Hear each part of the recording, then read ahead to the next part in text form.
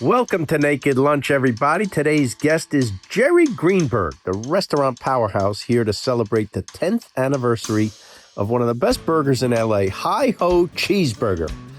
Also, you guys, don't forget that the Everybody Loves Raymond 30th anniversary reunion airs November 24th on CBS and will also stream on Paramount Plus. Let's get started.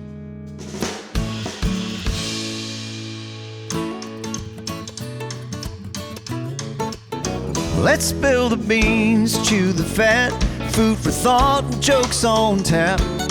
Talking with our mouths full, having fun. A piece of cake and humble pie, serving up a slice of life. Leave the dressing on the side, it's Naked Lunch. Clothing optional. All right, we're here with Jerry Greenberg, the great restaurateur. If you've been to Matu Steak, if you've been to Wobbo, Sugarfish, you might have heard of, and now Hi-Ho Burgers, which is celebrating how many years? 10 years. 10! 10 years. Literally 10 years right now. Can you believe that? I can't. And Sugarfish was the first, so how old is that? 17. Wow. I feel so old because, It's crazy. you and I go back to Nazawa days, but Sugarfish, of course, is the casual version of Nazawa. And I've been the beneficiary of your friendship more than you can imagine. I was with you at Nazawa's when he closed. His last day. Oh, you were there that day? I was at the Last Supper, as I believe it's depicted in art history. It was a very dramatic day. It was unbelievable. And at a certain point, everyone else was gone. And I think it was just Yumi, Tom, who was? I don't know. But we watched the light go off. Well, Nazawa came out famously at, I want to say 3:00, and he saw the line and he kind of just hugged Maurice LaMarche and with tears in his eyes said, I can't do anymore. It was quite a day. We have video footage from that day.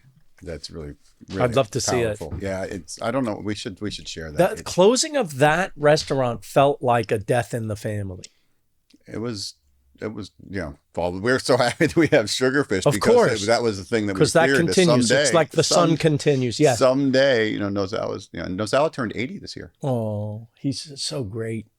But yeah, that was quite a day. Yeah, Maurice was there, and Tom's always been great, and but a lot of people. Were you there more than once a week?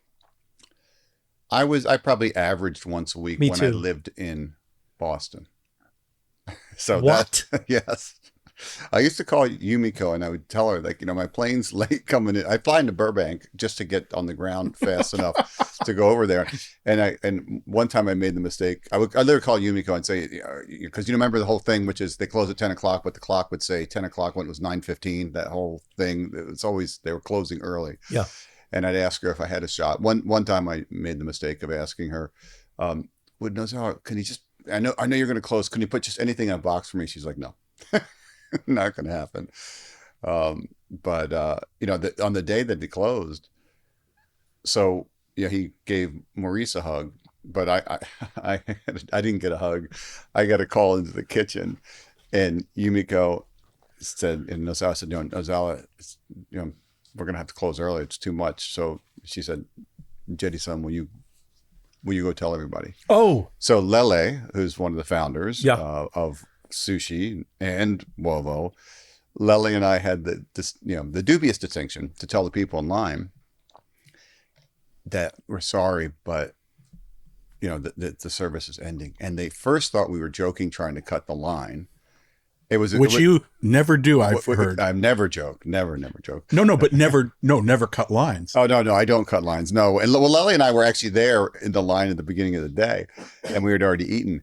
And people just looked at us. They really, it was watching the crowd, because there's probably 60, 70 people, go from who are these two clowns that are obviously saying something that's not true, to starting to understand that we were actually telling the truth, to then realizing that they'd waited in line for nothing and weren't going to be able to eat.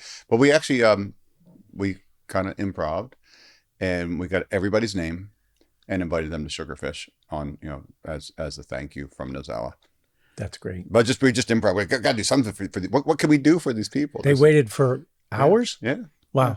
but he physically couldn't do it. Literally, physically, and that's part of why I had pushed him to retire from that and focus more, just because the physical toll of doing that every day is I mean, I ate there an average of once a week for 25 years. Never had a single piece of sushi that didn't come from his hands. Yep. Did you guys go on Fridays? When you guys had a day, right? Fridays, right? When we were doing Everybody Loves Raymond, the writers had a ritual of every Friday lunch was at Nazawa. And for people who are not as familiar, because, can you explain his role in your life and in the history of America? Can I have a bite of this burger first? Yes. Because we're here celebrating 10 years we're going to get to all the stories, but this is the Hi-Ho burger. It's called the Big Matty. And Matty is who? Matt Levin. You know Matt. So, yes. Yeah. And it happens to be the best burger I've ever had. What? Which I have two that I put in the top 2 of all time. One I have to go to New Zealand for, and this one. Burger? Where in? Ferg Burger. Ferg Burger down in Queenstown. In Queenstown. Yeah. But this is my favorite, and it's a lot easier for me to get to. It has a lot of the flavors of the Big Mac. But imagine if a Big Mac was artisanal with Wagyu beef and all the best ingredients, including the beautiful bun. It is great. Hi-Ho is terribly underrated, I think. Here's how good it is. You, for the first time in the history of the show, you have your schmutz on your... I get to tell you. I've got Big Matty sauce. So, Phil, I thought of something this morning. Yes. That I completely forgot about. Mm-hmm. So thinking back 10 years that Hi-Ho's been around, and it'd be great to talk about some of that. Mm-hmm. I thought about Hi-Ho before we created it. Mm-hmm. And this is about the time that you and I got to know each other, maybe a little bit after, having lunch with Ajay as we would do. And my kids were born, and I was trying to come up with something beef that I could use to make burgers for them. Mm-hmm. And this guy at the time said to me, "Have you heard of tall grass beef?" And I can't remember who said that to me. It was you. I didn't realize. Phil, I completely forgot about it. I was thinking about coming over here this morning. I was like, wait a second. Phil is the one that said to me, "Have you heard of this grass-fed beef called tall grass?" And I called and got to know them. And a long story, 5-6 years later, found First Light Beef, which is what this is made of. Right. But I completely forgot. So maybe you are the grandfather of Hi-Ho, Phil. I didn't realize it. I don't know if I'm the grandfather of Hi-Ho, but I'm proud to say that I did turn you on to grass-fed beef. You did? And grass-fed, in case you don't know, is way healthier than corn or grain-fed. It's the way we used to eat, the way we grew up eating, the way our parents and grandparents grew up eating. And tell the people what's wrong with grain and corn-fed beef. What has to be done to it to make it? Well, commodity and grain-fed beef, the animals are fed only corn. Mm-hmm. And then you have some that is mixed grass or grain, and this is only grass-fed beef. But I guess I'd say it the other way, which is when animals are raised naturally on pasture, eating grasses, there's all kind of different grasses that you feed them. Yes. The nutritional profile of the meat is very different. Mm-hmm. And so you've got more omega-3s, which are good for you. You have more CLA, you have more, it's more nutrient dense across many, many measures. And one of the things about Hi-Ho and Matu is that we've always focused on a super clean protein that you can be proud. Mm-hmm. Again, started with my kids, something I can be proud to serve my kids, mm-hmm. and something that you can be proud of as a clean protein. But what we didn't realize, which took maybe a couple of years, is how you feel after you eat it. Mm-hmm. And that's something we hear at Hi-Ho and Matu all the time, is that not only is it better for you, but your body recognizes it. You don't feel as heavy. Mm. People say, well, I could have that burger every day. Mm-hmm. So it's focusing on how you feel after eating it, because it is better for you, is a great reinforcing thing, because then I can have that and feel good. People at Matu will say, I went to Matu but I don't feel like I went to a steakhouse. I don't feel like I don't need to do that again. And it's something that, I've gotten to the research and science side of it, is that generally speaking, our bodies kind of know when we put something in it that's good for us. So there's the health aspect and how you feel, but it starts with the beef, but it's also the bun, and the bun that we have made custom for us by a baker down in Orange County. Focusing on clean, high quality ingredients for people to eat. It's a fast casual concept, but it tastes like you're in a great restaurant. It really does. By the way, the reason why American farmers, ranchers, raise the cattle on the corn and the grain is because they get fatter faster, and they can speed up the economics for them. Absolutely right. 18 months versus, in this case, 3 years. Big difference between 18 months and 3 years. And the animals that at 18 months weigh more than the animals after 3 years. So that much grain, corn, which is not their natural diet, is also fed at a speed, at a pace to get them to grow. And what happens? They get sick. It does. They don't. It's not good for them. And then they have to take antibiotics. Well, I think today that there's not antibiotic or antibiotic free beef, but then yes, more animals are going to be culled from the herd because they had to be treated with antibiotics, and then they move them out into some other, maybe they're into dog food or something else. But yeah, it's not well, rather than say what's bad, given a choice, if you can have something that tastes better, is better for you, makes you feel better, we're like, well, that's kind of the way to go, right? But the fact that it tastes better, no one's going to listen to this spiel about how good it is for you if it doesn't taste good. Amazing. And you mentioned Matt too. I have to tell you, apropos, not knowing we were going to have you over for a naked lunch, I think about 2 months ago, do you remember I was across the street at a restaurant in Beverly Hills, and I said, I'm sitting here mad because I'm looking at Matu, which I thought was the best. And I said, I think it's the best meal I've ever had. And also, I think what I also said is, I also feel it's also one of the most respectful of the consumer, because I thought, like, the price that for that experience, it is one of the most elevated and delicious experiences of my life. And I remember I think we went with Phil and Brad Paisley that night. Yep. But what I seem to remember, I don't think I picked up that check. We may have split it, but unlikely. But I remember looking at the price and thinking, this is one of the only bargains of any premium experience I've ever had. It was like getting first row tickets to the Rolling Stones for like $25. Well, and thank you. And that runs. So we're 4 different companies. We have the Matu is one company, and Hi-Ho is a different company, and the sushi business is a different company, and the pasta business is a different company. But we do have some common threads, and giving people one thing. Phil said, it's got to be delicious. If it's not delicious, then forget everything else. Nobody cares. And that's the top of it. But that also, for us, if it's expensive, then people will do it less frequently. So we work really hard to give people food in each of our different companies that they look and go, that's reasonably priced. Wow, okay, because this burger we're having is, I think the one we're having is, I think we're all the same, is under $12.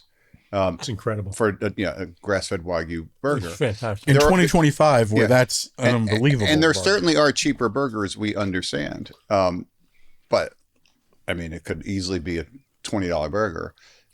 And of course, we'd make more money if it was a $20 burger. But then we want people who, whether it's at Hi-Ho or at Sugarfish or at Kazunori, where you eat something that you bite, you say, wow, that was delicious. It's really delicious. And you get the check and go, well, okay. Or you look at the menu, go, this is reasonable. And we work really, really, really hard to make that be the point. And a lot of people tell me, at Sugarfish, you should raise the prices. I love when people tell me that. I'm like, why? Why should we raise the prices? Because you don't charge enough. I'm like, well, let us handle that. Let us handle that. You seem to be doing okay. Let us deal with that side of it. But are you the largest purchaser of fish in the country? at this point? No, because there's grocery chains and different But things. restaurants? In some items of fish, for sushi fish, That's what I mean. we are either amongst the largest or the largest. How many stores now? Sugarfish? Oh, I should know the answer to that, Phil. Between Sugarfish and Culinary, there's about 30. To give you, but 1/3 in New York and 2/3 out here in Southern California. And no end in sight? Oh, the end is certainly more in sight than because we're not going to build 100 or 200 restaurants. Okay. That's not. There's not enough fish. You're right. Yeah, there's just not. But to manage the quality, 30 restaurants is a lot of restaurants. 17 years is actually a long time. Yeah, sure. There's people that build 20 restaurants a year or whatnot. But with that delicious and quality being the most important thing, Yep. then slower growth makes sense to us. But as we've grown, we've been able to use our what I call power in the supply chain to make sure that we are continuing to get the best fish anywhere, and And at sustainability. at the best price that we can get. And we have to be concerned about sustainability because Don't want to run out. if there's no fish, then what are we going to do? That's right. So that brings me back to your question. I had to eat my burger first. What Nazawa meant to you. It actually, correct me if I'm wrong, he kind of started you on a whole different path in your life. It's true. And sorry, I forgot the question. No, I derailed it. So Nazawa, as you asked me how often I ate at Nazawa. So Yeah. you ate there before I did. I first went there in 95. Yeah, but I didn't create an empire off it. But the first bite of food there was like the greatest thing. It was like, wow. For me as well. What was sushi before? It's Right. like redefining what it was. And long story made short, we became friends. Adi, my wife, Yumiko, Nozawa's wife, and Nazawa somehow became friends with this tough guy that you can't talk to behind the bar that's going to yell at you and throw you out and all that kind of stuff. I want people to understand. His reputation was almost like in Seinfeldian terms, the sushi Nazi. I right? thought the sushi Nazi was based on him until I realized there was a real soup Nazi. Yes. I mean, yes, you meant soup Nazi for... No, I was calling him the sushi Nazi. As Well, a variation on the theme. he was legendarily prickly, and he would literally throw you out of the restaurant if you asked too many questions or got on his nerves, or he was on the front page of the New York Times, not the front page of the food section, the front page of the New York Times, back when that meant something. Good point. But it was like, oh my God, our guy is on the front page because, first of all, the respect. This sushi is world class. Like, he's a sushi master, but also the personality, the way he would throw out Hollywood movie stars. Yes, if they didn't behave. On the front page of the New York Times, they did use sushi Nazi in Right. in the title. Right. But somehow we became friends. Yes. And started going to dinner and with Yumiko and Nozawa, which finally led to Nosy having a couple too many drinks at dinner one night, and my wife convinced him to go on a vacation, and he hadn't taken a vacation in decades. But Adi and Yumiko forced Nosy to agree to take a vacation. So we did. And during that trip, Nozawa asked me about doing this sushi thing that became Sugarfish and ultimately Culinary. But to fill your point, it was not what I was thinking about doing at the time. And that was back in 2005. And we started in 2007, 2 years later. So I caught the bug for cooking. So I was really into cooking. And maybe that's why Nozawa thought maybe we might do something together. But yeah, that was not what I was doing at the time. And then 2007, when we came around to let's do something. Fortunately, Lele, who I already mentioned, and Tom, Nozawa and Yumiko's son, Right. and then Clement and Cameron, the six of us got together to create what is now Sugarfish Kazunori and Nozawa Bar. And certainly a happy accident that Tom is as unbelievably capable as he is, and Lely is as unbelievably capable as he is, because the two of them really carry the operations of the business. And when you're starting a business, you know, Nozawa was still running his restaurant in Studio City. It's unbelievably fortunate that, as it turns out, that, you know, Lely and Tom, who joined, and they act like they're a lot younger than me, but they're not that much younger than me now, it seems. You know, we're able to create, you know, the operation of what we're able to do today, which is fantastic.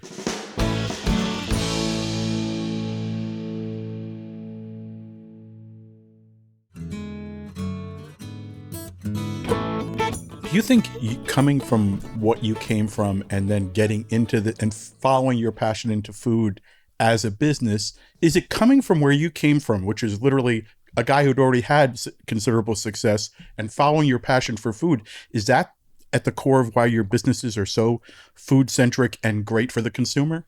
Well, I think on the second part of that, and it's kind of what I started talking about before, is it's an unbelievable happy accident that the six of us who created the sushi business worked well together. I mean, and because there are many things that I learned in the past that were helpful, but would have been useless if Lely were not a career restaurant person. If Tom had not worked with his dad and also worked with his dad and not worked with his dad, and is unbelievably talented on the food side. So one of the things when we started this that I kind of committed to myself is I was not going to try to create this the same way that in my other career created a company that, you know, that was successful, because I don't think there's one way to do things.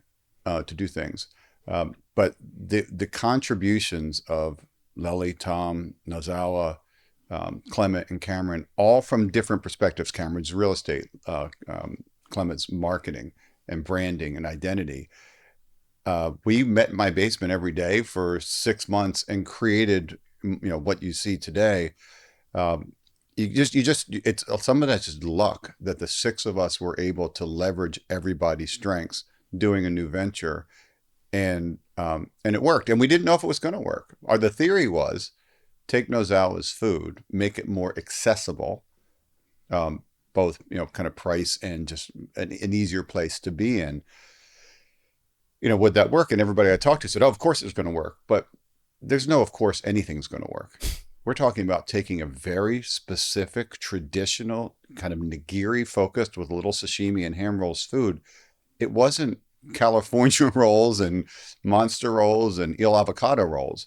It was something very different. And no, I think it's the teamwork. Honestly, it's the different disciplines and things that people understood coming together to create something.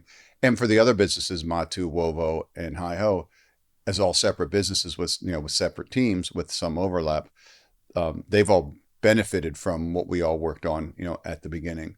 But for us, and for me, I actually spend more time on the supply chain than anything else. I mean, because to me, I can be most valuable working on working with Tom, working with Nazawa on how do we get the best fish? And if there's such a thing as better, then how do we find it? Where do we go? You mentioned New Zealand before, you know, sourcing the pink lobster that we get from New Zealand, and we source it directly, friends with the guy who owns the company and owns the boats. And from what he knows and what we know, we're the first people to ever take that product and make nigiri out of it. And it's one of my favorite things at Sugarfish. Wow. But, you know, but I focus there, but, you know, Lely obviously focus on the front of house and the guest experience, but we all engage on all of it. If you were to spend some time in like our internal meetings, you'd be surprised at how detailed the conversations are and how everybody's weighing in on basically everything. We're not like segmented, you know, you do marketing and you do, you know, like Lely owns all front of house and Tom owns all back of house, but we don't make decisions independently of one another. We work together as a team, which is, I think that is the answer to your question. The power is the power of the individuals that we have that work really well as a team. But do you have final cut?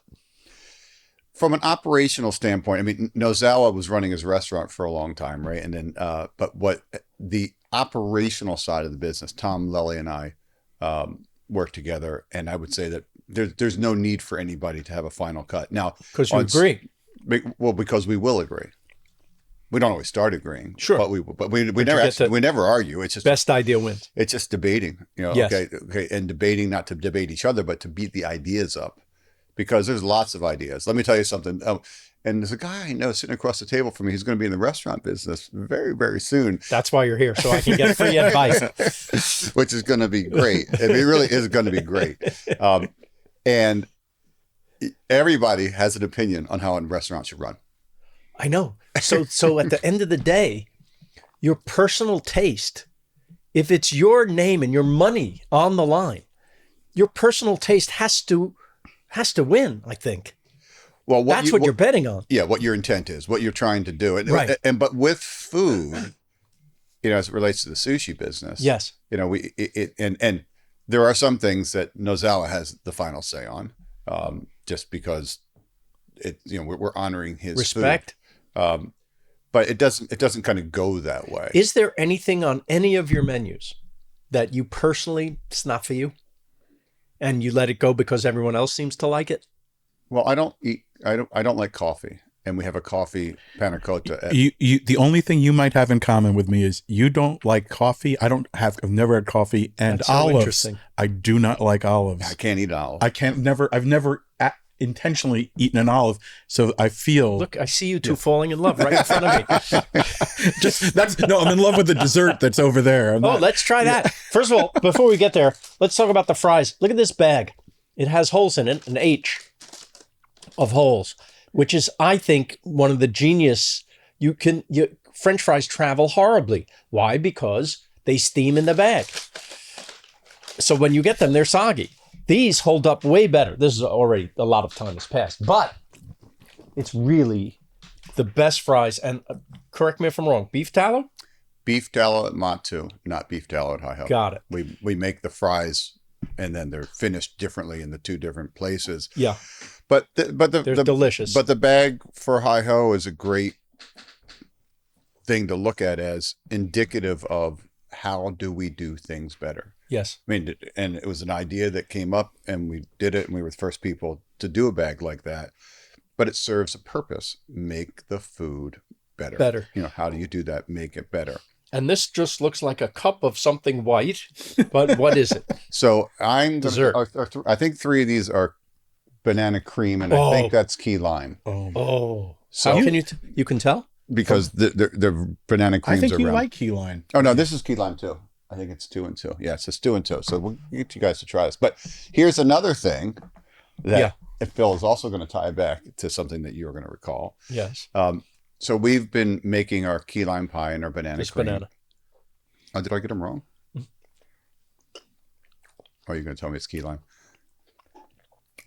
Just key lime. It looked like banana. But when you believe it's something, it's hard for a second to actually even tell. But These bananas have gone bad. so we've been making our own banana cream and key lime pie for I don't have a spoon for almost a decade. I can make find it one right. for you. Oh, thank you. And Now, where's the banana? bananas here. Okay. But there's we've been doing it as a pie, but now this Oh is my God. in a go cup, which is something we just started this year. Pretty great. So in a go cup comes from Cafe Envie in New Orleans, Yes. from all the New Orleans trips. And as I recall, Ajay's the one who dragged me there, but I think you're the one who told Ajay about going to New Orleans during Jazz Fest and eating all the food, if I recall the story. Phil, you're in charge. You're responsible Exactly. for everything. He's connected to everything. But we had the idea to, instead of making it in pie form, to make it in a cup form. We actually think it eats better, but it certainly eats better for to go. Because course. it gets beaten up when it travels, and it's something that's fun and you can grab in a cup. So small little adjustments, we're always I do looking. not like key lime pie, and this is the greatest thing. I don't want to let go This of is it. phenomenal. Well, I need to give a shout out. The key lime pie recipe is Lisa Heslov's, Grant Heslov's. You know Grant and Lisa. Yeah. This is Lisa's recipe. She's like a genius. When we opened 10 years ago, we bought some pies from the farmer's market for Hi Ho. Hi Ho was going to be burgers, shakes, and sometimes pie. Well, the sometimes happened really fast. The stuff from the farmer's market did not work, and we were in this mad scramble. Here we have on the wall, and sometimes pie, and we're like, we're never going to have pie. So I reached out to Lisa, who had made this great key lime pie, and she graciously gave me the recipe. It's all delicious. It's incredible how high the quality is. And well, I remember the first time we went to Sugarfish, which I think coming out of the pandemic, it was a place we went I think I joined you there a number of times with your family. And yes, I do think even like the idea of trust me that's right. It is that's trust Nazawa. Yeah. The trust me, because I think Nazawa didn't call it trust me, did he? You had to trust him. Behind him it said trust today's special. Trust me. And so you formalize that to the point where I will tell you that I think, again, as someone who just would walk in and pay for this, I think there's not many places in capitalism where you can say, oh yeah, I do trust you, because as a business, you don't fail. Very well said. And that, taking that kind of riffed off of the trust me thing behind his bar is something that is part of the power of how we do things at Sugarfish and to some degree beyond, because by putting together menus that people can choose from, Nazawa had one, trust me if you will, but we have 3 or 4. It allows us in the sushi business to plan and know what people are going to have, which just goes back to, we can get better quality fish if we can say to fishermen, people around the world, we know next month we're going to need X amount of fish. It allows them to plan. It allows us to then be able to execute against the plan. But one of the things that has been surprising to us over the years is the number of kind of non-traditional, not non-traditional, but I'll give you an example. We just started doing a giant clam mitagai at Sugarfish. Wow, I love that. I know, which Phil loves that, and you love the sardine. We tried the sardine. I know. We did the sardine. I talked to you about this, and we ran it for about a month, and we were not, this particular supply, we were not happy with. We'll go back at it again. But it's seasonal though, isn't it? It's seasonal, but there's a fat content issue, and this didn't have the fat content, which would be seasonal that we would want. But when we introduce something like mitagai, and if you're a sushi eater, you'd know that 1 out of 3 people will really like mitagai. 1 out of 3 might be indifferent, but 1 out of 3 will not eat it. It's crunchy, right? It's a very specific thing. But we really love that over the years that our guests, do look at some of the, everybody loves toro and yellowtail and these fish, which are fantastic. But bringing some different things to the menu, we've been happy to see that over the years, people are more willing to explore things maybe outside of the comfort zone. Do more people like uni or the clam? Uni. And it's close call though, but uni. And we know that, and I know that specifically from Nazawa Bar. So Nazawa Bar, we often have both. And so Nazawa Bar, we serve, 21 different fish. And when I go there with somebody for the first time, I'm careful what I might, if they're like, I don't know if I want to eat that. The most polarizing thing is mitagai, followed by ankimo. Monkfish liver. And the uni, believe it or not, is kind of middling because they're a little hesitant. Yeah. But more people, put it this way, more people eat their uni than will pass. More people will pass on a mitagai. But like me, if I'm with somebody who doesn't want it, it's great because I'm having 2. I mean, it's like totally great if they don't. Oh, but the other one, so mitagai. Is it the same as gooey duck? Yeah, same thing. Sardine is probably second. So you and I would be like on our top would be like sardine and giant clam. And for some people, that's the thing that they don't want. It's consistency. It's consistency. It's consistency. But boy, that flavor is so evocative, isn't it? It takes you right to, Cape Cod or something. Right to the beach. It's really great. I love it, and I totally understand why some people don't. And it has the consistency of like a crunchy rubber band, but if they slice it thin enough, Yeah, at Sugarfish. I mean, Tom Nozawa found a supplier in Seattle Yeah. that really blew us away, and we've been running it now for 2 or 3 months, so we're pretty confident in it. Abalone has the same consistency, but when it's treated the right way, then it's one of the world's great delicacies. Someday we'll have. I love abalone too, and Nozawa used to do it back in the day. But abalone would be as polarizing as, because it's even crunchier Harder. than the Yeah. other guy. Yeah. But back to, we'd love the fact that people over the years they're willing to try, different things that we put on our limited special versus the Trust Me's, which allow us to just do insane quality every day because we know what we're going to order and we can plan things out. And that's been powerful, but that also helps us with things like waste and spoilage so that we can be more, as you would say, the respectful to the guest, because at the end of the day, we're spending their money, right? We're spending our guests' money and do it the best that we can. How are you able to not advertise? The strategy was, so the 6 of us in the basement, 5 of us in the basement, Nozawa at his restaurant every day. But for 6 months being down in the basement was, if we give people a product that is an absolute wow, They'll and talk that's how about I felt, it. and a price that they go, wow, that's fair, they will talk about it. It's old-fashioned word of mouth marketing, and saying that, no amount of advertising is going to push you. If you can have that, that's all you need. And that's a strategy, that we follow. And then Instagram, I guess, does a lot of advertising for restaurants now. Yeah. More and more Instagram and TikTok. Right. There's so much food media, food porn, food whatever that's on.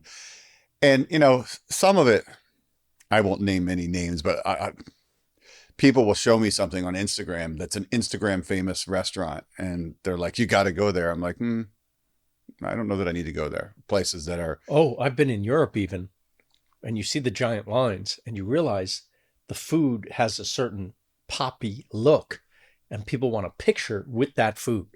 So giant anything usually gets it. Yes.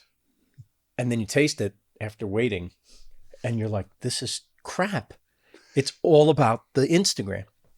It can be. And so some are justifiably great. Sure. But when it's a place that it's clearly driven by TikTok, Instagram, I'm like, okay, I mean, maybe that'll be good. Maybe it won't, but I don't think that's generally the best way to find the best bite. Right.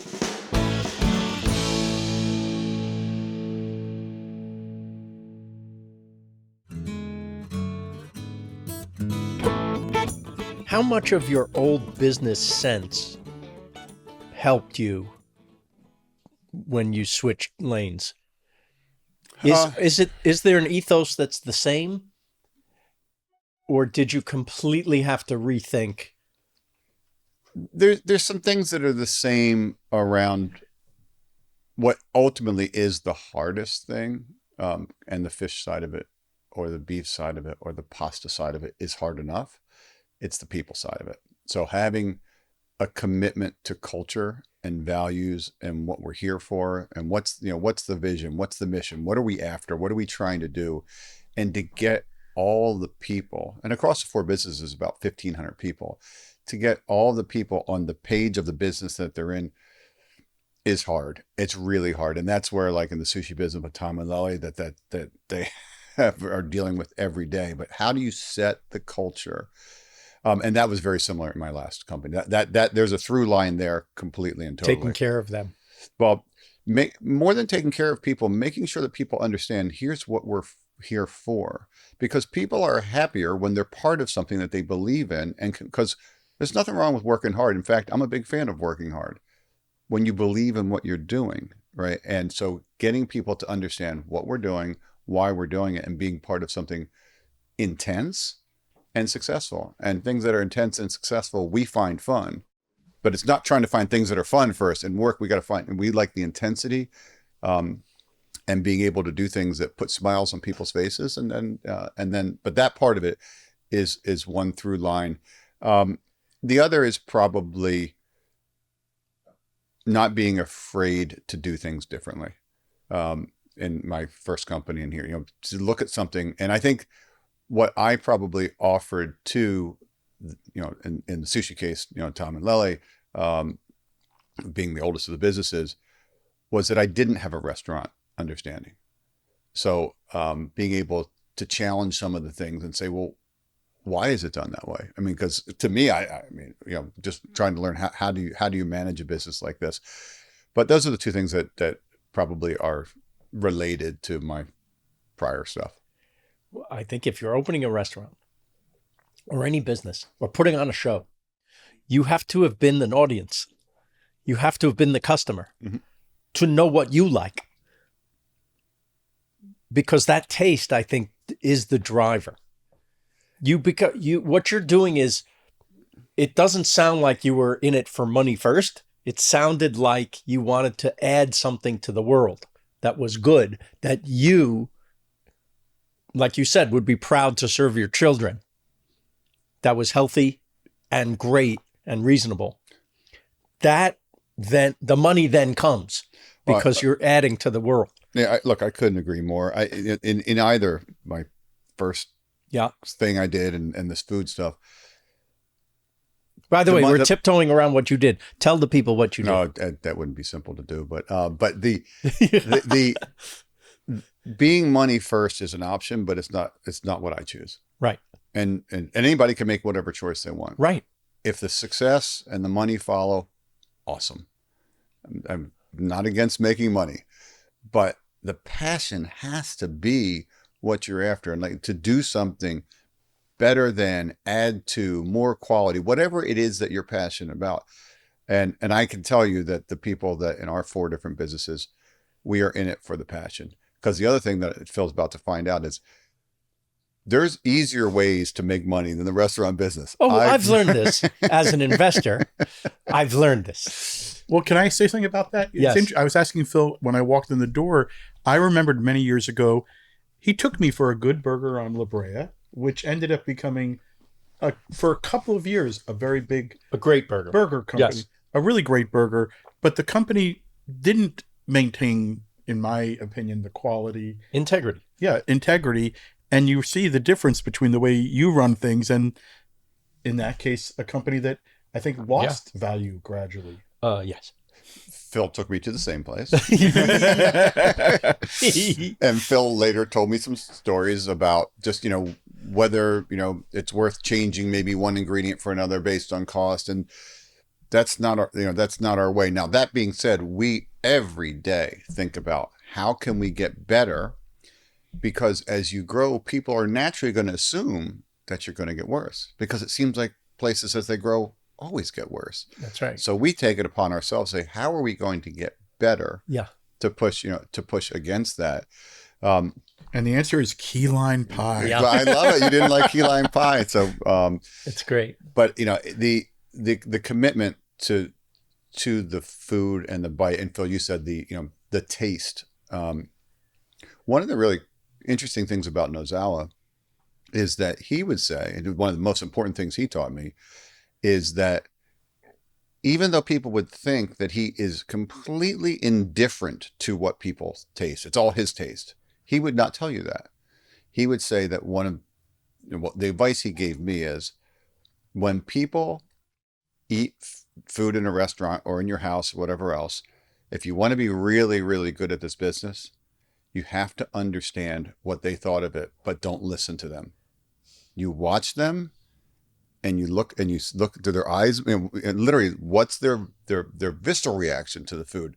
Never listen to what people say, because people are always going to tell you how great the food is. Or have an opinion that they think they have to have. Yeah, exactly. Exactly. But what you see, we are saying, watch their reaction, not what they say. And he told me that early on. And so when I cook for people all the time, I'll say, look, if I'm cooking, I don't want to hear everything's great. That does nothing for me. But I will call BS on people all the time. People say something's great, and I'll look at them and go, nope, you didn't think that. No, this is really good. No, you thought that was okay at best. And then they'll finally say you're right. But having that ability to know what you want to serve, but also truly get the reaction that people have. And it's an interesting dynamic in the restaurant business, because some people think the restaurant business is fundamentally a hospitality business and you should do what guests want all the time, no matter what they want.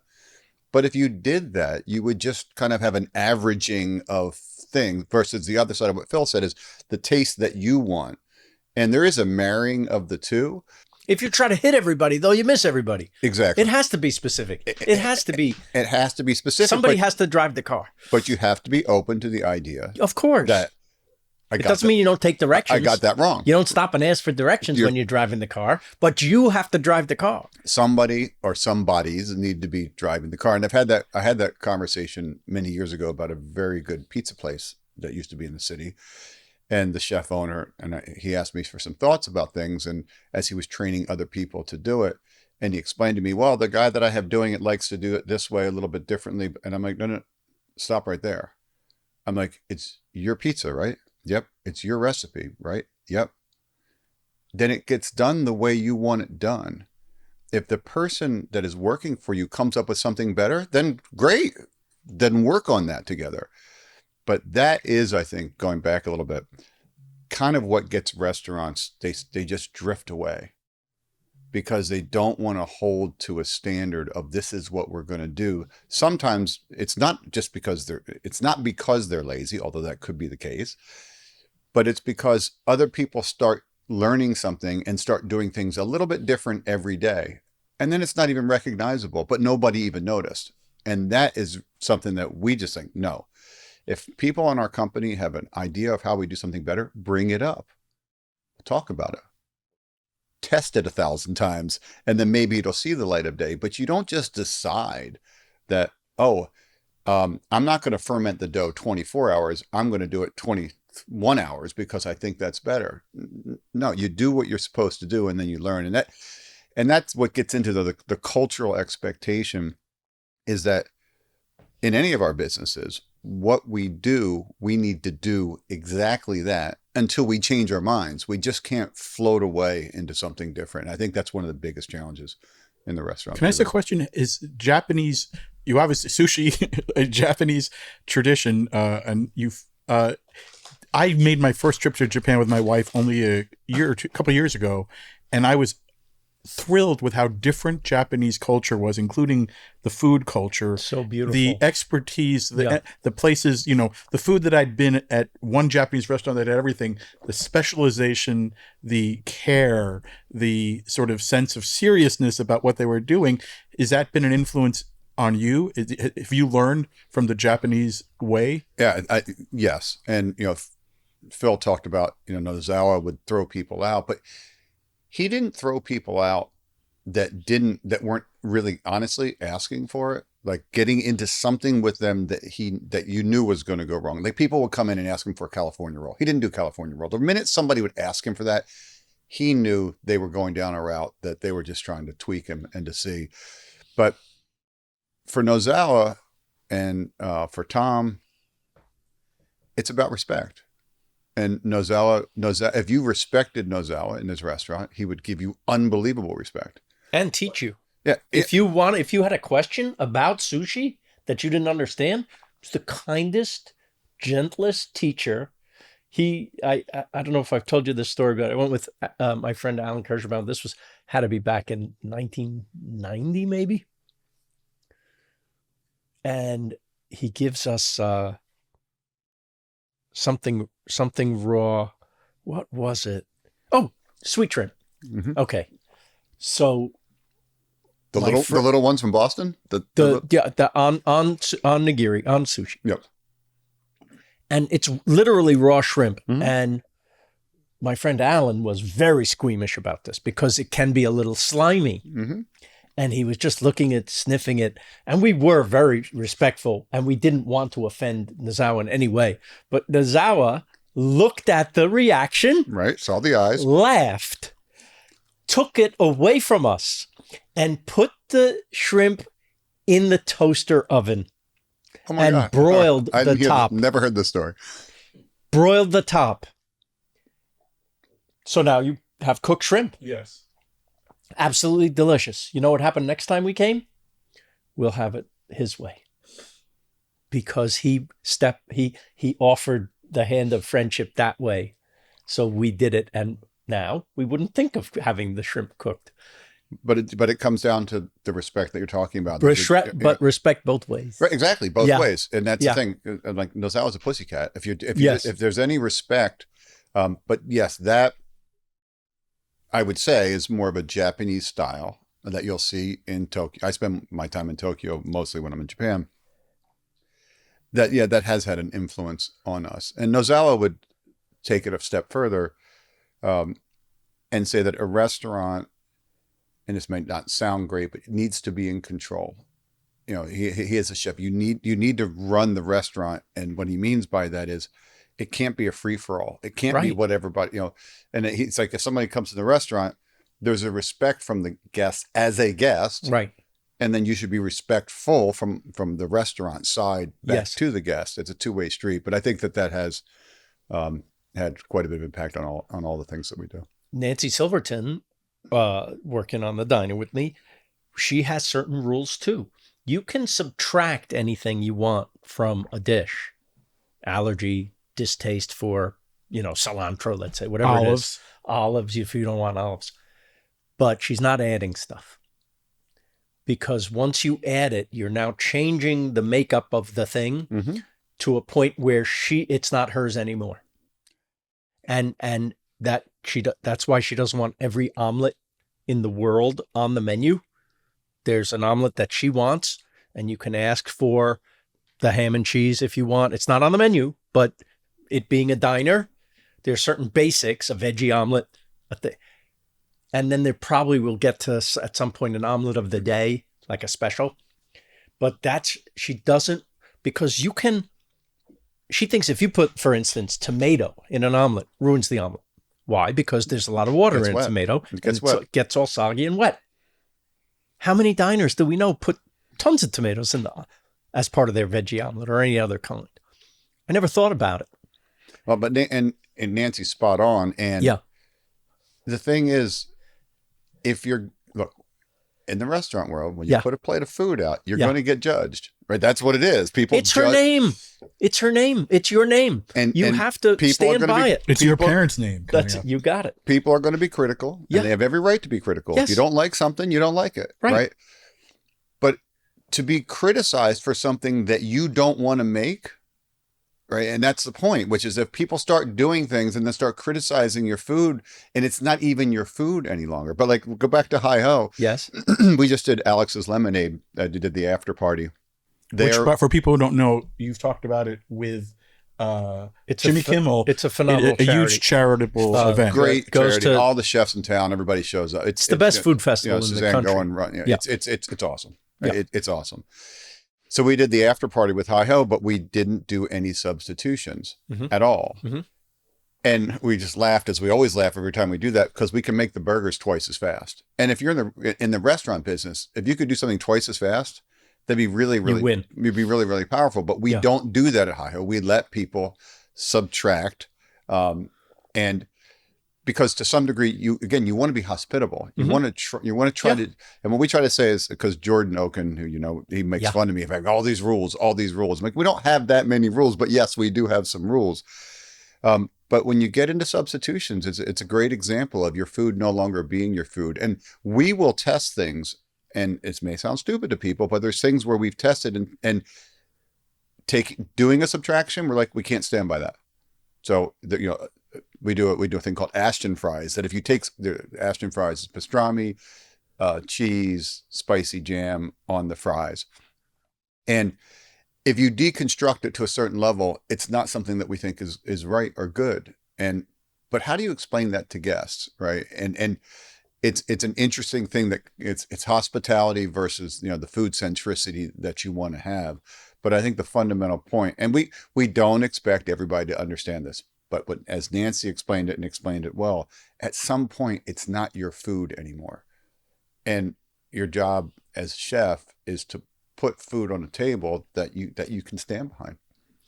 Yeah, listen, you want to come to the Nancy Silverton Diner, this is what it's going to be.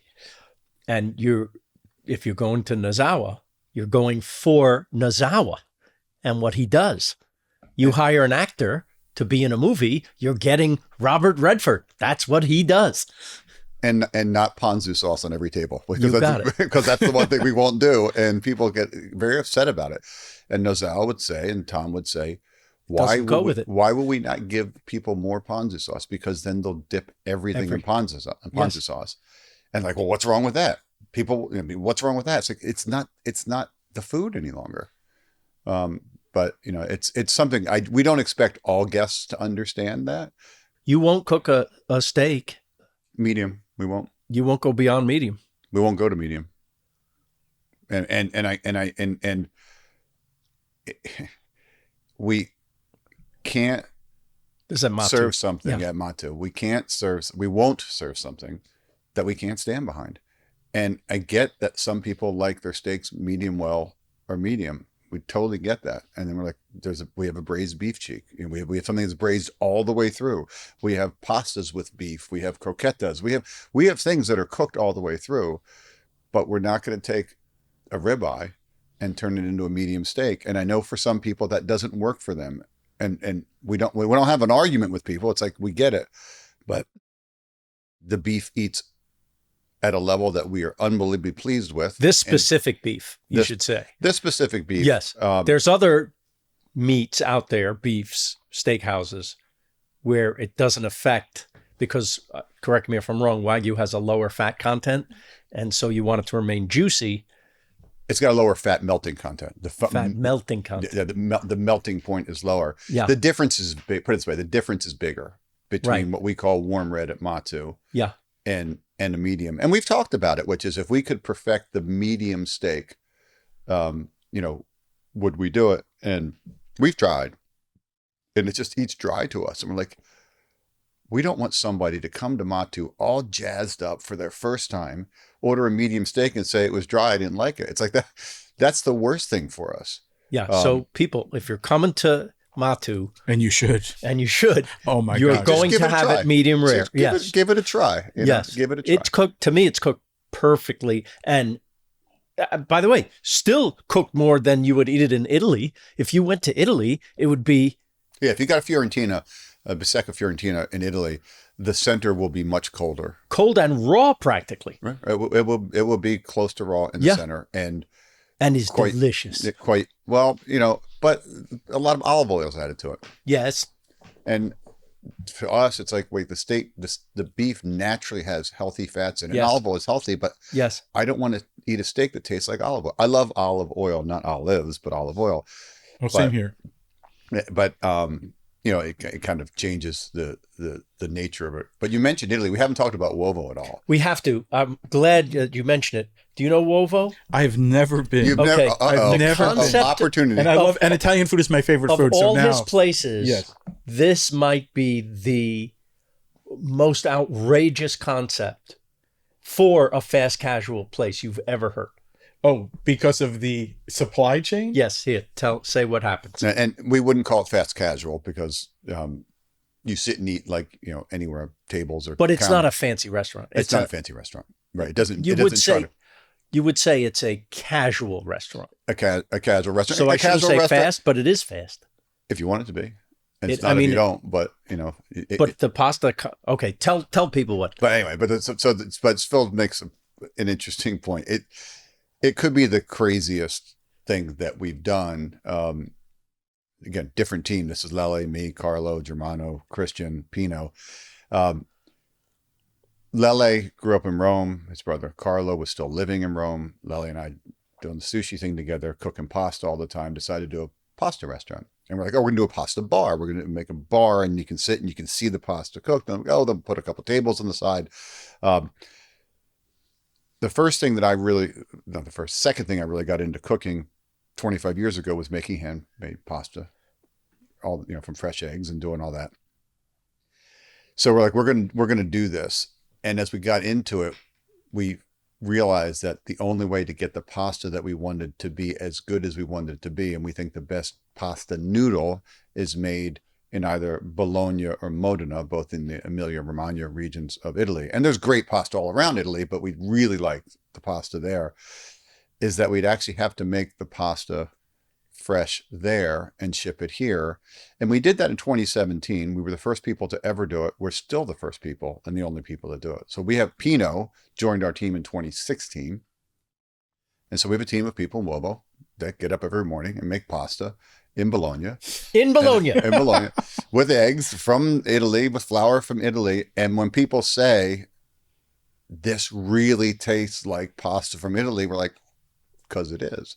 And it rests on the plane. On the flight over. Does it watch movies? It does not watch movies. It's in the belly of a passenger airplane that makes its way over. Is a person flying with it? Well, it's just in the belly. Any commercial aircraft, we're just booking space in the belly. So it's and you can do that without having a passenger. Correct. No, it's freight. It's just freight. Okay. And that whole Carlo had decided he was going to move to LA and join us to do this before we realized we were going to have to build it in Bologna. And when we realized that this is what we were going to do, we did have a moment of, are we really going to do this? I mean, this is nuts. And I have some friends that you visited their restaurant a couple of times at Arturo's in Venice. Yes. So Ernesto and Hani there, who are friends, when I told them what we were doing, they're like, you're crazy. They're like, that'll never work. They're like, come on, this is Italy. It's never going to work that you're going to get your pasta all the time. Or at least on time. Exactly. Yeah. And, now 8 years in, we only had 1 week during COVID. Yeah. About 10 days that we couldn't get the pasta, and we just made it here. But it's been great. I mean, how hard was it to figure out the economics of that? Because it sounds insanely expensive. And then on top of it, we charge what, $18 for it's insane. A ragu, or $20. And you haven't had this? I've never. All right, we're been. doing this. Well, and they actually make it so that you can have it delivered too. Well, and I have to explain. Phil always says Italy wins, and Italy is someplace I've been quite a bit. And what I find is every time I come back from Italy, I can't order pasta here because it takes my taste buds. I need to acclimate to America again. So I can't believe I haven't been there, but I will. No, you should definitely give it a try. And there's many stories about people who in Bologna and Rome shared information with us openly and helped us along the way, figuring out the resting and so many things, but like our ragu recipes, 100 years old, that was shared to us from D'Agina in Bologna. People's openness. Danilo makes this incredible cacio e pepe, the best cacio e pepe in Italy, in my opinion. And there's other great ones for sure. But he let us in his kitchen and taught us all these things, which were great.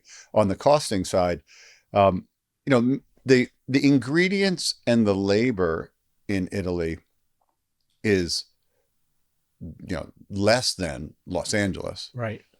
But most of the cost is in the shipping. Of course. So, what it really is. So it took us a bit. We first tried to figure out if we could bring the eggs in and all these things, but we just, figured out that from a cost perspective, that shipping wasn't prohibitive, but it's expensive. I mean, there's no doubt. It is. Nobody does this. No, this is amazing. I can't think of any other restaurant that does this. We know of no one that has a team in Italy that makes pasta and ships it to But I can't even think of any other, maybe chocolates that are brought in from other things. Yeah. But that's not fresh pasta. But we wouldn't have done it were it not for somebody taking the time with us. And so in Rome and in some other cities in Italy, there's companies that are called pastificios. They make pasta. So one of the places in Rome that we really, really love the pasta, we asked them about making pasta. They go, oh, we don't make our pasta. We buy our pasta from a pastificio. We're like, oh, what's that? So they explained it to us. And then we met with the pastificio and we were like, how do you get all these restaurants their pasta the same day for lunch? Because they're all open for lunch. How do you do it? And they laughed. They said, we don't make the pasta today and give it to them today. We rest it. We're like, you do what? And that was the opening for, well, wait a second. You could rest on the plane. Wait a second. So you can rest it. You do rest it. They choose to rest it. But there's so many foods that look, in Naples, Italy, they make their dough for their famous pizza 4 to 8 hours, which is the standard for how you make a Naples style. pizza for when you make the dough. You ferment it for 4 to 8 hours. But most people today in the best places are somewhere between 24, 48, or 72 hours. I do 48-hour rest when I make pizza myself. And there's so many things that you do rest. It just never occurred to us that anybody would rest pasta. But once we learned that, then we're like, wait a second, this could work out. Well, by this line of thinking, you could add pizza from Italy. Didn't think about that. But Here we go, Jerry. Well, Lely and I were going to do a pizza thing back when Wobbo started. It's the same shipment. Well, for pizza, though, you wouldn't need to, because the difference, what we need in Italy that we can't get here are the eggs that you're not allowed to ship in, and the hands, the skill in making it. But we can get the flour here. We get the flour there. We can get it here. For pizza, you need flour and you need skill. Because the eggs aren't required in this thing. If we were going to do pizza, I think you can. I don't think you would benefit from going through a dough making process in Italy and then flying it here. But I hadn't really thought about it, so you never know. Can I ask you? You obviously know more about Wagyu and Ragu than anyone I know. Your previous background, I only he named his kids that. Exactly. They're adorable names, but in your earlier career, I understand you know a lot about technology, and I just wonder, is AI going to ever replace the great chefs of the world, the great cooks of the world, the great pasta makers of the world? Is it a threat, or is it a help, or how do you see it? I have a friend who's in the finance business, and his kids are going into hospitality, and his theory is because it's the one thing that AI isn't going to chew up.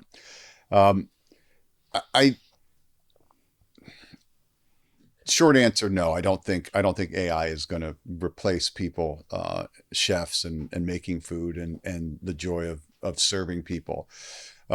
However, though, AI is helpful. I mean, I've been using AI since my son Gavin got me into it the day ChatGPT launched. And someone was asking me about the other day, which is AI good for like recipes and stuff? And AI actually can be very good. If you ask AI how to give me a recipe for X, you're probably going to get the average of, because there's usually a couple different fundamental ways to do something, and you're probably going to get an average, and that's not going to be very helpful. But on the other hand, if you said to AI, well, how do you make whatever in this certain style? It could give you some ways to start. But what I find it useful is if you're asking for it to think about pairings of different taste pairings, it can be unbelievably helpful. My daughter, Sutton, she used to always make meringues, and we were in Paris and had a pavlova. And I didn't really know pavlova that well. Mm-hmm. So she's like, let's make it. So we've been making pavlova, and she's got an idea that it'll end up on the Matu menu someday. Oh. But Scott, Mike, and Ryan would have to be into that. But the idea of asking an AI, what are great sauces for pavlova? It'll rip off 20 things, for you. And it helps you generate ideas. Yeah, because people think of AI as some master computer that has its own brain, but it doesn't. It's an aggregate of all the knowledge that's on the internet. And which can be unbelievably helpful because it can help spur ideas for things. I think automation is different from AI, or automation with AI enablement is something that could come into play, because as I'm thinking about how I want to say this, but as minimum wages get driven up further and further in certain parts of our country, the case for automation becomes almost, you have no choice. And so I do think that we'll see, you see there are some, somewhat, if not fully automated kitchens. There are certainly some Asian restaurants, particularly over in San Gabriel Valley, that will do all ordering. You sit down at the table, but all ordering is done on your phone, even though you're sitting in the restaurant. Listen, conveyor belt sushi's been around a long time. So, some of these things will, come into play. But I do think that, like at Sugarfish, we don't seek to insert technology into the guest experience. We certainly could, but we value deeply a smile, people talking to you, greeting you with a smile, and that human touch, is really, really important. Well, I have to say, I thought about that. We had Thomas Keller on the show not that long ago, and the best advice he offered to Phil, he said, was, I asked him what the most important thing is. If I'm opening a diner, what would you say the most important element is for me to focus on? He said, the service. And you realize, yes, it's the feeling. Yes, of course, it goes without saying you want the food to be as good as it can possibly be, and the decor and everything, but that one-on-one connection between you and a nice person is everything. That's what home makes it home, second home to people. Yeah, I mean, I struggle with that advice because I would say the food has to be right. And, Lely, who runs all of our front of house, he would agree. The service has, you want to create the service environment for sure. I actually think it's everything. Well, people ask me, what's the most important part of writing a sitcom? Is it the character, the story, the jokes? I'm like, it's yes. everything. The answer is yes. Yes, because the next guy or the next restaurant is going to have all those things, and that's going to be their favorite place. Why? Because it has all those things. Well, and clearly, if you have the food and terrible service, you're going to fail. And if you have terrible food and great service, you're going to fail. By the way, if your napkins are lousy, people remember tiny details. And if the restaurant next door has all the things nice, your tiny detail may be the thing that keeps that person away. And there's different ways to be successful too. Yeah. I mean, you can be, because we opened talking about food centric. Like we'll describe ourselves as we are food centric, which almost sounds like, well, of course you are. You're in the restaurant business, but that's not true. You can make different choices. You can be vibe centric. You can be service centric. You can be what you want to be. Yeah. And there's more than one way to succeed.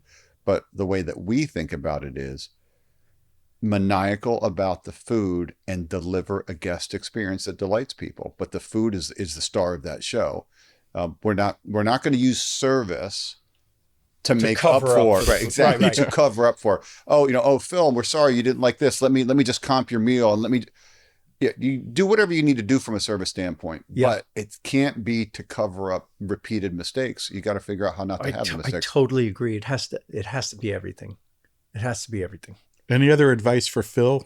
Before we go, we should. He's passing me a note that says, "Get out now." Well, Phil and I've talked about this many, many times. So any advice that I have, Phil's heard over lunches that we've had over time. But my advice for anybody going into the restaurant business is you got to love it. You have to love it because it's hard, and unfortunately, it's getting harder. I mean, it's from every direction. I'm an idiot to do this, but the reason I'm doing it is because I love it. My daughter got married Saturday, and she's been working on the diner with her now husband, Mason, who is a great chef, and Nancy picked him. I didn't push him on the business. I wouldn't do that. Nancy picked Mason Royal, who ran Broad Street Oyster and Trejo's Tacos. And he's worked in many restaurants. She picked him to be the chef de cuisine at the restaurant. He's kind of running it under. Yep. The day after the wedding, so they got married Saturday, on Sunday, we had the going away brunch for the guests at the diner. First time food is being served at the diner. And I tell you, when I saw the happy people and the food coming out of the kitchen fast and hot, we didn't do everything. We did maybe 7-8 things, just laid out on the counter. It was one of the happiest moments of my life to see it work and to see these two newlyweds with their first kid, basically. This diner, it's a gift. It's an absolute gift. There's something great about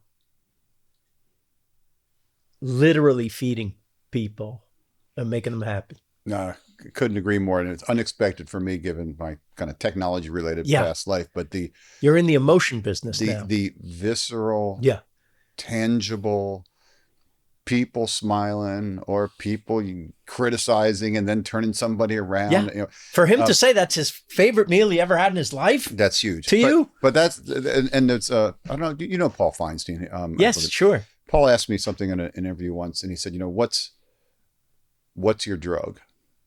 And the answer to that question I gave is that for us, whether it's the sushi business, the pasta business, the burger business, the steak business, the drug is the smile, you put food in your mouth. Yeah. There's just a moment.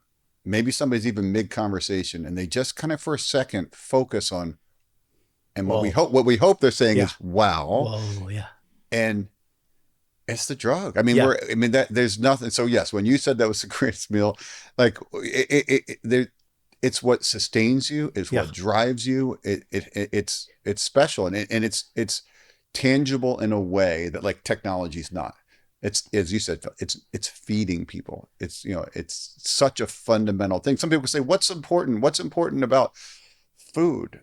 It's culture. It's connection. It's just so basic to humanity, and we love it. And by the way, I don't want to be in any way have undersold the High Hope cheeseburger anniversary. So that's what we're celebrating. But with Mattu, I will tell you, for what you're saying, it is the actual way you serve dinner there. The experience there is so many little things, or not so little things, that are thrilled. There's just more chances to thrill people and make them smile. Like I don't know how many. But I love it. That's a high-end, I would say high-end steakhouse. And here's a burger using the same meat, by the way, in a way that everyone can appreciate it. It's absolutely wonderful. Absolutely wonderful. What are we allowed to ask what you're thinking of next? Or is that top secret? Well, you can ask what my actual answer is. I hope nothing. Right? I've got four businesses, 3 children. Be better off. Ragu, and but there's, like I said, Lily and I were looking at pizza a decade ago, which I don't think's ever going to happen. Aren't you proud of LA, the pizza scene? Isn't it great? Yeah, I mean, and it's been interesting that it's been up and down over 15 years. It's kind of made some fits and starts. Yeah, but we could point to 5 at least. Well, we've got Flour over by our way, which people are starting to, as a slice shop that is great. I haven't had it. Oh, okay. So Dave Portnoy gave it a high rating, but Doug Robinson, who I think Doug pointed out Flour to me right before the fires, right? And their place burned down, but they were already opening another place up in Brentwood. Yeah. For West Siders, but a place people give me crap about that, but I love Mulberry as an old, been here for a long time. New York style, and it's not even really New York style. It's like an LA New York style. Right. But yeah, people love Apollonia. I mean, there's Have you been there? Yes, Apollonia is strong. I think it's great. No, there's lots of places. I mean, obviously Pizzana's done great, and they're doing great things down in Houston. Did you go to a supper club yet?